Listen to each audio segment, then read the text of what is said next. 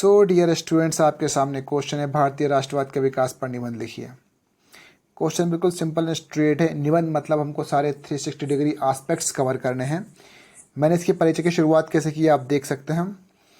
भारत में राष्ट्रवाद का उदय ब्रिटिश शासन की प्रतिक्रिया स्वरूप एवं भारत में हो रहे सामाजिक धार्मिक सुधार आंदोलन आदि का संश्लेषित परिणाम था। 57 की क्रांति के बाद भारतीय राष्ट्रवाद ने अपनी जड़ें मजबूत करना शुरू कर दी थी। इस तरह भारतीय राष्ट्रवाद को समझने के लिए हमें ब्रिटिश पक्ष और भारतीय पक्ष दोनों कारकों को देखना पड़ेगा कि दोनों ने किस प्रकार भारतीय राष्ट्रवाद के उदय में महत्वपूर्ण भूमिका निभाई। परिचय स्पष्ट है आपको। जैसा परिचय उससे इंडिकेटिव मिलता जुलता हम मेन बॉडी पर आएंगे। तो हम देख लेते हैं ब्रिटिश पक्ष। आर्थिक शोषण, तो उसके अंदर हमने कुछ सिनॉप्सिस दिए हैं। बढ़े हुए राजस्व करों के चलते आर्थिक शोषण, एक तो कृषि कर, चाहे ताड़ी कर होगा, चाहे वन कर होगा, चाहे चुंगी हो गई, कई तरीके से लगातार भारतीयों से राजस्व करों के नाम पर आर्थिक शोषण किया जा रहा था। जमींदार, भूस्वामी, महाजन, व्यापारी, सूदखोर आदि का समर्थन, जिन्होंने सामान्य भारतीयों को लूटा और धोखा दिया। आपको तो पता है 1793 का जमींदार एक्ट आया, या आपका महालवाड़ी या आपका रैयतवाड़ी। हर एक कानून में कहीं ना कहीं सूदखोर महाजन इनको लाभ हुआ है, व्यापारियों को लाभ हुआ है, जमींदारों खासकर इनको नहीं भूल सकते। लैंडलॉर्ड्स को 1793 एक्ट, परमानेंट सेटलमेंट, इसके कारण भारतीयों का शोषण हुआ है और भारतीय हमेशा धोखे में रहे हैं कि सिर्फ अंग्रेज शोषण कर रहे हैं। कुल मिलाकर भारतीय लोग भी थे जो अंग्रेजों के साथ मिलकर सामान्य भारतीय का शोषण कर रहे थे। विदेशी पूंजी को ज़्यादा समर्थन, जिसने भारतीय उद्योग की कमर तोड़ दी।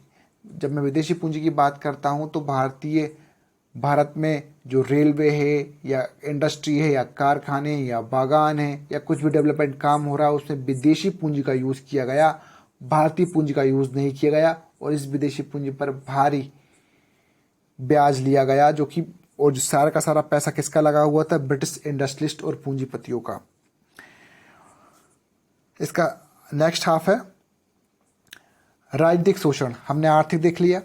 देखो, भारतीयों को स्वराज देने में कोई दिलचस्पी नहीं थी, ये तो हम अच्छे तरीके से जानते हैं। जब तक कि ये धरने देने नहीं लगे, बगावत करने नहीं लगे, कांग्रेस की स्थापना नहीं हुई, तब तक जितने भी कानून आए थे वो सिर्फ अपनी सहूलियत के लिए थे। इवन जो इनको लोकल बॉडीज़ में पार्टिसिपेंट देने का प्रयास भी था, तो वो अननेसेसरी बर्डन नहीं चाह रहे थे। वो चाहते थे कि लोकल का मसला है, भाषा का दिक्कत है, बाबुओं की दिक्कत है, अधिकारियों की दिक्कत है, बेहतर ये काम डेलीगेट करते हैं, दूसरे लोगों को दे दें, भारतीयों को दे दें, वो संभाल लेंगे और बाकी पैसा तो हम वसूलेंगे। तो भारत को स्वराज देने में कोई इच्छा नहीं थी इन लोगों की। ठीक है। अभिव्यक्ति, प्रेस और व्यक्तिगत स्वतंत्रता को बाधित किया। चाहे आपका लिटन हो या आपका मेटकॉफ हो, हर बार किसी न किसी बहाने से प्रेस पर प्रतिबंध लगाए गए हैं और व्यक्तिगत स्वतंत्रता की तो हम बात ही ना करें। हमको अच्छे तरीके से याद होना चाहिए फर्स्ट वर्ल्ड वो आपका जो सोशल जलियांवाला एक्ट के पहले एक एक्ट लाया गया था, जिसमें नो दलील नो रोल एक्ट इसकी बात की जा रही है। नो वकील, नो दलील, नो अपील वाला जो कानून था, ब्लैक कानून था, वो काफ़ी आलोचना का पात्र बना था। तो कहने का मतलब है राजनीतिक स्तर पर फुल ऑफ शोषण था इनका। सामाजिक शोषण, भारत की प्रचलित सामाजिक संस्कृति व परंपराओं में हस्तक्षेप। अब इन्होंने सती प्रथा को खत्म किया, चाहे विधवा पुनर्विवाह, विधवा पुनर्विवाह चालू करवा दिया, बाल हत्या बंद करवा दी, बाल विवाह बंद करवा दिया, भारतीय परंपरा में खूब हस्तक्षेप किया, चाहे नर बलि को बंद कराया। अब भले वो गलत हो या सही, ठीक है, इनको सिर्फ अपने पक्ष को मजबूत करना था। ये भारतीय जो बुद्धिजीवी वर्ग है उनको खुश करना चाह रहे थे। तो इससे भी लोग इनसे नाराज़ थे और भारतीय लोगों का अपमान है उनकी परंपराओं को मानने पर सज़ा देना। जैसे कि सेना में तिलक लगाने पर मनाही थी, पगड़ी रखने पर मनाही थी, कई सारे प्रतिबंध लगाए गए और तो उनका मजाक भी उड़ाया जाता उनकी परंपराओं के कारण। तो कुल मिलाकर ये सामाजिक शोषण भी अपनी चरम स्थिति पर था।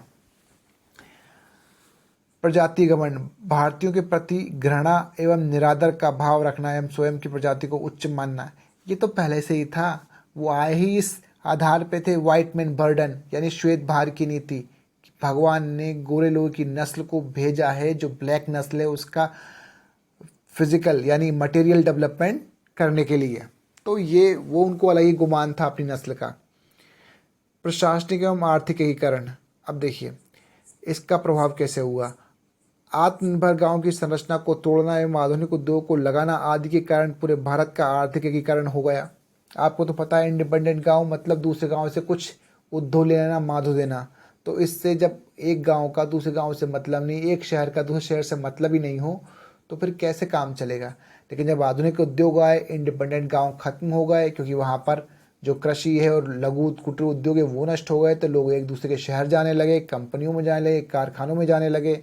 इस तरह से भारत का आर्थिक एकीकरण हो गया, ट्रांसपोर्टेशन बढ़ गया। कई तरीके से देखा जाए तो आर्थिक एकीकरण के चलते लोगों के जो हित हैं, वो आर्थिक हित है, वो भी एक साथ जोड़ते चले गए। फिर रेलवे, टेलीग्राफ, डाक सेवा ने पुनः पूरे भारत को जोड़ दिया। कुल मिलाकर सूचना एवं संचार से भी भारतीयों का एकीकरण होता गया, क्योंकि इससे लोग ये समझ गए कि अंग्रेजों के हित भारतीयों के हित से बिल्कुल अलग हैं। फिर विदेशी शासन के चलते भारतीयों को यह एहसास हुआ कि उन सबका एकमात्र शत्रु अंग्रेज हैं। ऑफ कोर्स, जब एक ही शोषण का डंडा जब पड़ता है तो सबको एहसास होता है कि कौन उनका असली दुश्मन है। तो ये चीज़ भारतीयों को भी एहसास हो गई। फिर है प्रशासनिक एवं आर्थिक एकीकरण की बात कर चुके हैं। पश्चिमी विचार एवं आदर्श। शिक्षित भारतीय पश्चिमी विचार, तर्क, धर्मनिरपेक्षता, लोकतंत्र, राष्ट्रवाद आदि को अपनाने लगे थे, जो भारतीयों की परंपरागत संकीर्णता की बेड़ियों को कमज़ोर कर रहा था। अब देखो, अंग्रेज जब भारतीय शोषण करने आए तो उन्होंने ये कभी नहीं सोचा था कि वो अंग्रेजी सिखाएंगे तो अंग्रेजी अखबार पढ़कर वो उन्हें क्रिटिसाइज़ करेंगे, या वो लोकतंत्र उदारवाद का अपने देश में चलाएंगे और यहाँ पर शोषण और दासता का दौर जारी रखेंगे, तो कैसे चलेगा? तो अंग्रेजी जो हैं, अंग्रेज़ों के हथियारों से अंग्रेज़ों को ही मात देने का तरीका भारतीय जो बुद्धिजीवी वर्ग है उसने ढूंढ लिया था। तर्कों के दम पर ही ब्रिटिश शासन की बुराइयों को शिक्षित बुद्धिजीवी वर्ग ने उजागर किया। ये इस तरीके से देखो ना आप, जो सेकेंड वर्ल्ड वॉर है जब लड़ा गया तो लोकतंत्र उदारवाद के नाम पे लड़ा गया, तो भारत में वो कैसे शासन कर सकते थे एक देश को शोषित बनाकर या उपनिवेश बनाकर। तो कई सारी चीज़ें हैं। यूरोपियन विचारक और आंदोलन क्रमशः मेजिनी, गैरिबाल्डी व फ्रेंच रिवॉल्यूशन, फिर अमेरिकन रिवॉल्यूशन ने भारतीय राजनीति को प्रभावित किया। इनके सिद्धांत इतने ज़्यादा उदारवादी थे और ये दोनों देश पुनर्जागरण की जो हवा है, यानी उनके जो आदर्श हैं, उससे बहुत ज़्यादा प्रभावित थे। और इनमें जब पुनर्जागरण और प्रबोधन के जो सिद्धांत हैं उनसे सफलतापूर्वक एक लोकतंत्र स्थापित हो गया अमेरिका और फ्रांस में, तो भारत भी वो आदर्श, वो सपने सहेजने लगा कि हम भी कभी लोकतंत्र या गणतंत्र बनेंगे। फिर हम बात करते हैं पश्चिमी विचार और आदर्श की, हम बात कर चुके हैं। नेक्स्ट है भारतीय पक्ष के कारक, सामाजिक पक्ष एवं धार्मिक सुधार आंदोलन। हमने ब्रिटिश पक्ष की बात कर ली, अब हम किन की बात करेंगे?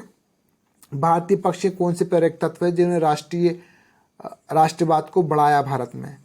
तो आंदोलन की बात कर ले। भारत में सामाजिक एवं धार्मिक सुधार आंदोलनों ने भारतीय लोगों को धर्म एवं समाज की कुपमंडुकता से बाहर लाने में महत्वपूर्ण भूमिका निभाई है। कुपमंडुकता यानी कुएं का मेंढक, जिससे वे राष्ट्रीय स्तर के घटनाक्रमों को न सिर्फ महसूस कर सके बल्कि उन पर अपना मत एवं दृष्टिकोण भी बना सके। इससे पहले मत और दृष्टिकोण बनता ही नहीं था।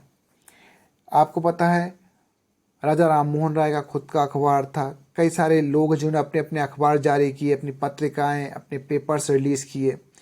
तो कहीं ना कहीं इन धार्मिक और सामाजिक सुधार आंदोलन ने लोगों का जनमानस को जागरूक किया, उनको चेतना दी और सही और गलत के बारे में बताया। फिर दूसरा है इसका शिक्षित बुद्धिजीवी वर्ग का उदय। एक शिक्षित बुद्धिजीवी वर्ग ने अपने लेखन, भाषण एवं कार्यों से भारतीय नागरिक को जागरूक किया एवं ब्रिटिश शासन की औचित्यता पर प्रश्न उठाए। गोपाल कृष्ण गोखले और दादा भाई नौरोजी आदि इसमें प्रमुख हैं। तो आप देख सकते हैं, दादा भाई नौरोजी ने तो अंग्रेजों का भी मतलब आर्थिक शोषण का काला इतिहास ही बता दिया। The un British rule in India, उसमें जो सिद्धांत दिया है ड्रेन ऑफ वेल्थ के माध्यम से। भारत का प्राचीन गौरव की खोज। भारत के राष्ट्रवाद के उदय में प्राचीन गौरव की खोज भारतीय समाज सुधारकों के लिए भारत के नागरिकों में अपनी मातृभूमि के प्रति आत्मविश्वास, आत्मसम्मान और भाव जगाने में महत्वपूर्ण रहा। और प्राचीन काल की उपलब्धियां भी कई सारी थी जिन्होंने भारतीयों को एहसास कराया। आप देखिए इसमें विवेकानंद का नाम, दयानंद सरस्वती का नाम, राजा राम मोहन का नाम महत्वपूर्ण है, जिन्होंने भारत के प्राचीन गौरव की खोज की, उसको सही तरीके से, भारत के दर्शन को भी सही तरीके से लोगों के सामने प्रस्तुत किया। और विवेकानंद ने तो भारतीय फिलॉसफी और दर्शन को शिकागो फ्रांस में भी अच्छे तरीके से, शिकागो फ्रांस, अमेरिका और फ्रांस दोनों में अच्छे तरीके से रखा।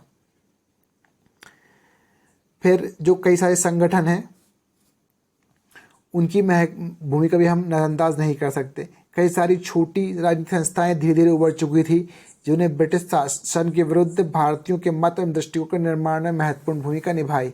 ईस्ट इंडिया एसोसिएशन, मद्रास महाजन सभा, पूना सार्वजनिक सभा है, सामाजिक सभा लिखा हुआ है, पूना सार्वजनिक सभा, मुंबई प्रेसिडेंसी एसोसिएशन आदि। फिर 1857 की क्रांति की विफलता, इसको भी देख लेते हैं हम। 1857 के विद्रोह को बड़ी क्रूरता से दबा दिया गया, लेकिन यह भारतीय राष्ट्रीय आंदोलन को प्रेरित करता रहा और वीर सावरकर ने तो इसे भारतीय स्वतंत्रता आंदोलन का प्रथम संघर्ष भी कह दिया।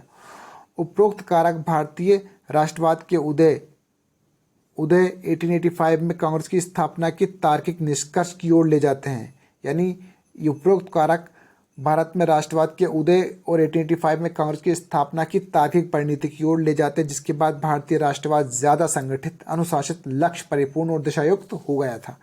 यानी ब्रिटिश पक्ष के घटनाक्रम और भारतीय पक्ष के घटनाक्रमों ने मिलाकर भारत में राष्ट्रवाद की जड़ें स्थापित कर दी थी। और 1885 के बाद कांग्रेस की स्थापना के बाद तो सब कुछ काफ़ी फॉर्मल हो चुका था। ठीक है, so this was the only question.